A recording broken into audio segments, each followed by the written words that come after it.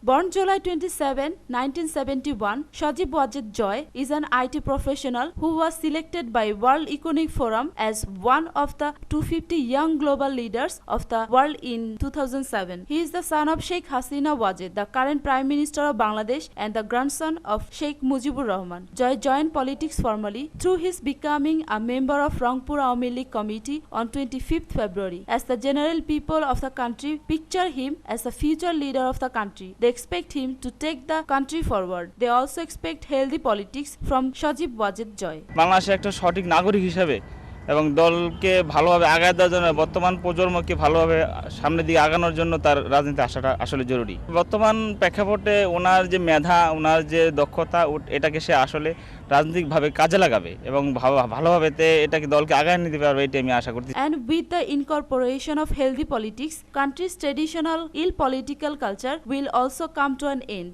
which people say will strengthen Bangladesh's democracy further. দেশের কাজ করবে, দেশের মানুষ সব তাদের মানে দেশের সমস্ত মানুষের নেতৃত্ব দেয়। সত্যিকারের গণতন্ত্র মানে মনে হয়ে সে যদি কাজ করে সত্যিকারের সে প্রতিষ্ঠিত হবে রাজনীতিতে। After being welcomed by opposition BNP, common people too have welcomed him with an expectation of a real change in the country's political culture. Shamoli Bishwas, News